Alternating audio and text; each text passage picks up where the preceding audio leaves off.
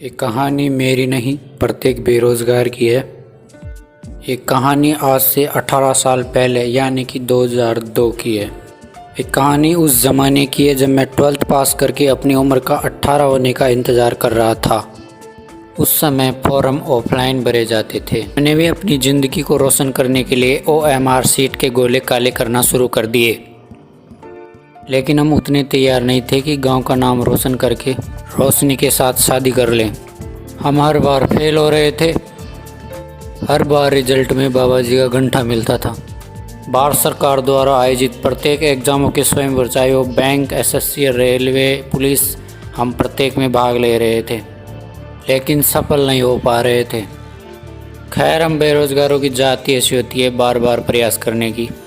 अब हम ग्रेजुएट हो चुके थे और रोशनी को टीचर पसंद थे, तो हमने भी BEd कर ली। अब हमने MA कर लिया, AA कर लिया, ITI कर ली। OMR के काले गोलों में हमें अपना सुनहरा भविष्य नहीं, काली जिंदगी दिखने लगी। रेलवे के एग्ज़ाम पास से हमने पूरे देश का भ्रमण कर लिया। उधर रोशनी को दी हुई कई तारीखें निकल चुकी थी। एक दिन रोशनी भी निकल चुकी थी, उसने टीचर से शादी कर ली। हम टूट चुके थे। वैसे हम केमिस्ट्री के स्टूडेंट तो नहीं थे, लेकिन उस रात हमने अल्कोहल पर काफ़ी एक्सपेरिमेंट किया। हमने झोला उठाया और घर लौट आए। गांव लौटने पर गांव वालों ने हमारा स्वागत किया, क्योंकि हम 2002 से 2012 तक 2 कार्यकाल पूरे कर चुके थे। हमारे हाथ थक चुके थे। हमने शादी के लिए पिताजी को बोल दिया। वैसे हमारी इच्छा मारुति 800 की थी, लेकिन हमें स्प्लेंडर प्लस के साथ समझौता करना पड़ा। गांव का नाम तो हम रोशन नहीं कर पाए, लेकिन आज हमने ढाणी का नाम रोशन कर दिया है, क्योंकि आज हम पिता बन चुके थे।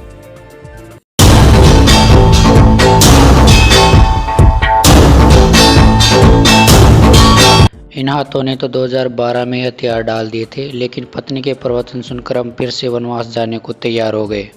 तैयारी के लिए हम शहर आ गए। अब ज़माना बदल चुका था। नोटबंदी के साथ ऑफलाइन का सिस्टम भी बंद हो गया था। ऑनलाइन सिस्टम हमारे दिमाग का दही कर रहा था, क्योंकि हमें तो काले गोले भरने का शौक़ था। अब मैंने अच्छी किताबों के साथ लाइब्रेरी ज्वाइन कर ली। लाइब्रेरी की चमक दमक देखकर हम भटकने लगे, लेकिन हमें पत्नी का वचन याद आ गया। लेकिन अब भर्ती नहीं आ रही थी। कुछ समय बाद भर्ती आई। हमने फॉर्म भरा और तैयारी में जुट गए। जैसे तैसे पोस्टपोन्ड होते होते एग्ज़ाम की डेट आई। एडमिट कार्ड लेकर हम एग्ज़ाम सेंटर पहुँचे, वहाँ पर एग्ज़ाम दी। अब हम आंसर की का इंतज़ार कर रहे थे। आंसर की में हमारे अच्छे मार्क्स थे। आज लगा कि पत्नी के उपवासों का असर हो रहा है।